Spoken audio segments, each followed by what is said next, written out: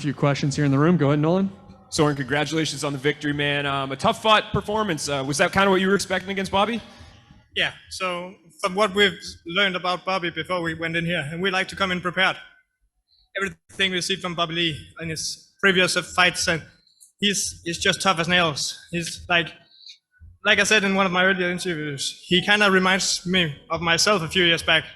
So I believe he's got great things in his career future. Yeah, and most of the fight obviously took place on the ground. You both had your moments, some submission attempts. Were you surprised at how durable he was there? Because you were working for some submissions, but you obviously, he was able to survive there. Yeah, so we kind of drew from my own experience cutting down a weight class when I fought for the Cage Warriors featherweight championships, and kind of went through how much more fatigued we were in that fight compared to when we cut for lightweight. So we figured he's coming from welterweight. He's probably going to feel some of the same things. And I don't know if he did, but at least to my experience, he didn't really slow down as much as we hoped for. Was he really strong in there? I know coming down from welterweight, was he one of the stronger guys that you've dealt with? Definitely. So my last fight against Terry, he's a way bigger guy. He looks like a proper welterweight when he fought in the welterweight as well.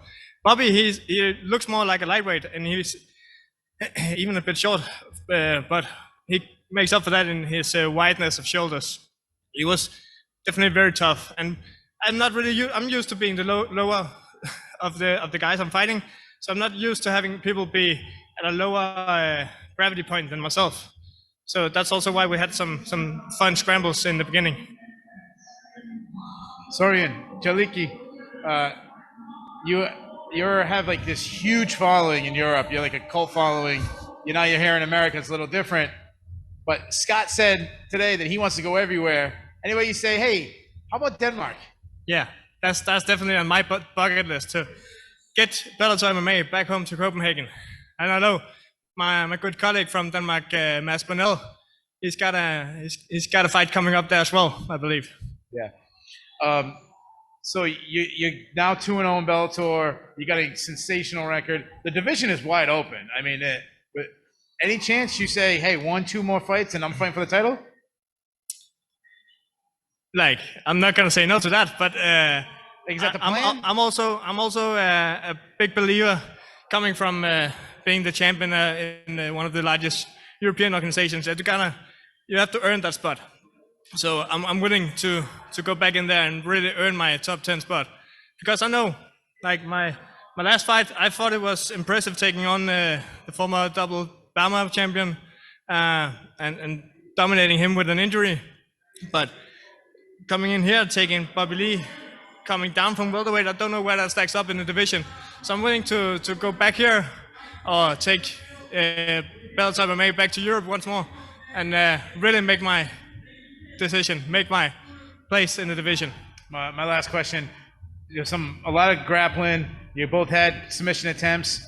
One point he looked like he was working a rear naked choke. Was it close to being in at all? Nah. So I understand why it would look that way. But if you really want to see a tight rear naked choke, go watch my fight against Paddy the Baddy in Cage Warriors. That was a tight rear naked. Congratulations. Thank you. Hey, Soren. Kevin here from Fighter Path MMA. Hey. Hey, so when we interviewed you, you said that, the layoff from the knee injury back in Bellator London and, the COVID-19 hitting was, beneficial to you because no one got the jump ahead of you. So after this fight, when you were seeing, going against your opponent, did you see that, am I slacking behind my opponent, or am I on pace with him? So, no, not really. I mean, it's been a while since most people could get back to normal training, at least professional MMA athletes. But so it's more like the first quarter of 2020, where I really think that if there hasn't been Corona, then everybody would kind of step ahead of me. But because I was rehabilitating my knee and everybody else was in lockdown, it was kind of a stalemate. No worries. All right, we'll take a couple more questions here. Dylan? Hey there, Soren. I appreciate you making some time. My pleasure. I was just curious because there was the very robust Viking war cry after the fight there. Can you talk about the importance of the Viking lineage in the bloodline? Because he seemed pretty impassioned there. Yeah. So, like when you get a nickname, like mine, the True Viking, it's not something that you just take for yourself. It's something you earn. So the MMA club I started competing in, we called ourselves True Vikings, and the name was kind of a giveaway. So I started MMA in that club when I was 15 years old. So the name coming from that and it really make a big impact on me and how I ended up growing up. Jay? Congrats on the win tonight, Soren. And, looking at the lightweight division, you're not ranked because you were inactive since 2019. You probably will be after this and looking upward in the rankings. But have you thought about a time frame for your return? When do you want to get back in there? So when we want to get back in there now,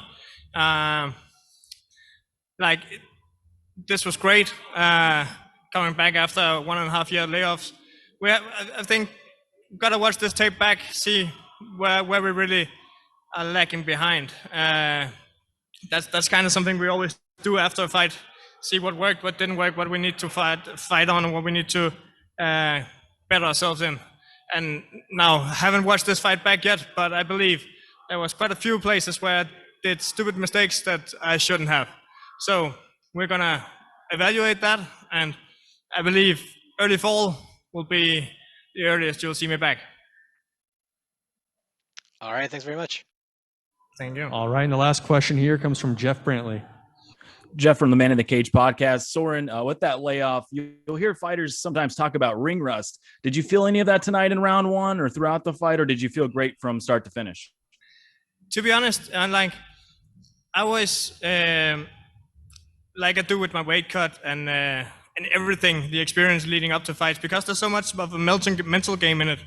I write down what I feel, what I weigh, what I eat, what I drink. So I have it all like laid out for me. I can see even now cutting weight for this fight. I was like, all right, I'm 78 kilos now.